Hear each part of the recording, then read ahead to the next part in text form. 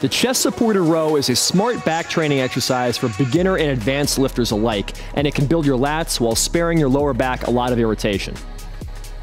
Hey, I'm Sean Hyson, Editor-in-Chief of Onnit, and I'm going to explain the chest supported row. If you like this video, please give it a thumbs up and subscribe to our channel for more. The term chest supported row refers to any row exercise where your chest rests against a bench. This can be done with a variety of machines, but if you work out at home, you can do it with an adjustable bench and dumbbells. By resting your chest against the pad, you create a very stable position from which to row, and that allows you to lift heavier weight than if you were doing an old-fashioned bent-over row, as well as isolate the back muscles for better gains. The chest supported row is also good for keeping your form strict, which is useful for beginners who need to learn the rowing movement and more experienced lifters whose lower backs may be banged up from years of bent-over rows, deadlifts, or squats. In other words, the chest supported row lets you train the muscles of the mid and upper back without stressing the lower back. Step 1. Set an adjustable bench to a 30 to 45 degree angle. It really just has to be high enough so that your hands don't touch the floor when you're doing the row. Now grasp a pair of dumbbells and straddle the bench. Step 2. Rest your chest and belly against the bench and let your arms hang. Shorter people may need to stand closer to the head of the bench, while taller ones stand further back, so that when you line the bench, your head is clear of it. Your legs should be fairly straight and your toes should dig into the floor. Brace your core and make yourself as stable as possible. Step 3. Allow your shoulder blades to spread apart so you feel the stretch in your upper back.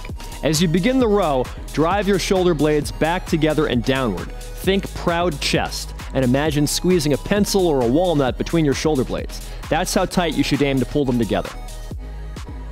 Row the weights up to your hips with your arms close to your sides until your elbows are bent about 90 degrees. Step 4. Lower the weights under control and let your shoulder blades spread again. That's 1 rep.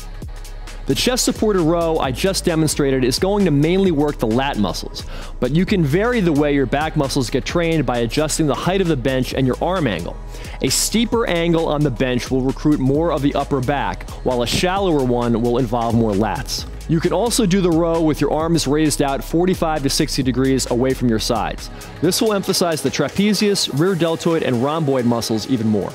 Of course, as with any row, your biceps and forearms will also get some work. Mistake number 1. A big problem with the chest supported row for a lot of people is as they get tired or the weight gets really heavy, they'll start to hyperextend as they row, and they'll kind of defeat the purpose of using the bench, which is to make you do this movement strictly. So instead of, if you feel yourself coming up and your chest is peeling off the pad of the bench, it'll lock that down. Just think about pulling. Keep your core tight.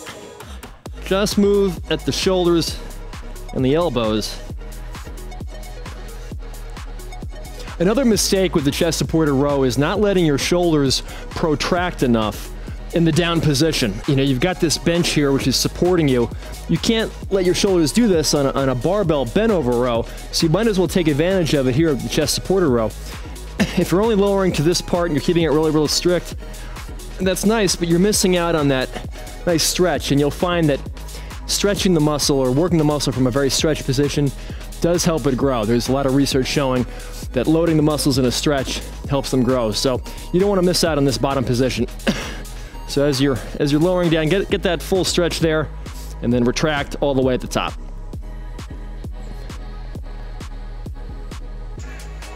The last big mistake is just not setting up on the bench properly. If you're tall or short, it could be a little bit challenging to find the right position on the bench, but you don't want to be so high that you're not getting that chest support. So when you're rowing like this, you're just kind of, hyperextending and then flexing over. And you don't want to be so low that your face is down on the bench when you're trying to do this, because not only is that uncomfortable, but you look stupid. So you want to find something that's kind of in between so that just your chest is supported.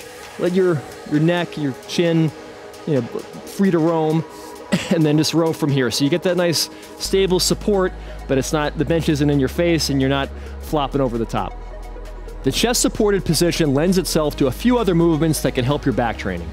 By just retracting your shoulder blades, you could focus on the upper back muscles, leaving the lats and the biceps out of it. Called the Kelso Shrug, this can strengthen your back for heavier deadlifts, as well as give you a thicker appearance front to back, particularly in your traps. Step 1. Set up on the bench as you would for a chest-supported row. Step 2. Simply retract your shoulder blades back and downward. You don't have to fight to keep your arms straight, but don't try to bend them to assist. Keep the movement purely at your shoulders. Hold the top position for a moment or two. You don't have to limit yourself to dumbbells when you do the chest-supported row. A straight barbell can be cumbersome to use, but an easy curl bar can let you go heavier than dumbbells and use a palms-up grip, which will bring more lats and biceps into the movement. Step 1. Load an easy curl bar and set it below the bench. Use small plates so that the weights don't hit the floor when your arms are extended. Grasp the bar with hands shoulder-width apart and your palms facing up. Step 2. Row the bar until it touches the bench. Your shoulder blades should be fully retracted at the top. Seated one-arm chest-supported cable row. If there's one drawback to the chest-supported row on an inclined bench, it's that many benches can only be set to 45 degrees, and that does tend to cause people to arch too hard at the top. A good fix for that is to raise the bench to about 90 degrees and perform the exercise seated rather than lying down. You're still doing a row with your chest supported, but you'll be less likely to cheat your body position as you get tired or the weight gets heavy. From a seated position, the resistance will have to come from in front of you rather than below, so a cable is a good idea here. And for ease of use, it's usually better to work one arm at a time. Step 1. Attach a single grip handle to the pulley of a cable station. It's okay if the pulley can only be set to the floor, but if possible, raise it up to a height that's about shoulder level when you're sitting. Set the bench to about 90 degrees and grasp the cable handle. Sit with your chest against the bench and get stable. Step 2. Row the cable to your hip. If you don't have access to a bench that adjusts to an incline, a good alternative to the chest supported row is the 3-point dumbbell row. All you need is a flat bench and some dumbbells. By placing your hand on the bench, you can get a lot of stability, and by working one arm at a time, you can train your back through a greater range of motion and identify your weaker side and work to bring it up. Step 1. Keeping a long spine, hinge at the hips and place one hand on the bench. Pick up the dumbbell with your free hand. Brace your core. Step 2. Row the dumbbell to your hip. Chest-supported rows and bent-over barbell rows train mostly the same muscles, but the chest-supported row offers more isolation and less activation of the lower back. In the barbell row, the strength of your lower back will always limit the amount of weight you can row. So if your goal is to build muscle and strength in your back, and you've been grinding out barbell rows for years, you may want to switch to the chest-supported row. Likewise, if you have a lower back injury, barbell rows might aggravate it, while the chest-supported row can let you train your back pain-free. Another advantage of the chest-supported row being so stable is that the bench itself will help to prevent you from bouncing or rocking the weight up, which tends to happen when people barbell row. Use these two exercises to prepare your body for chest-supported rows. All right, we're going to do some T-spine rotations. This is going to warm up the thoracic spine, so the mid-back, help you work some rotation into your training, get you ready for your chest-supported rows. So we get down on all fours, hands underneath the shoulders, knees underneath the hips. Sit back a little bit, core tight, tuck your pelvis under a little bit, hand behind your head, bend all the way down, twist as far as you can, and twist as high as you can. Exhale on the way down, inhale on the way up. Try to keep your back flat. Try not to round forward as you come down, and don't hyperextend as you come up. Do 2 sets of 10 reps with that. Our second warm-up move is the kneeling elbow circle. Going to help prepare your elbows and shoulders for the rowing. Get down on all fours, hands underneath your shoulders, knees underneath your hips.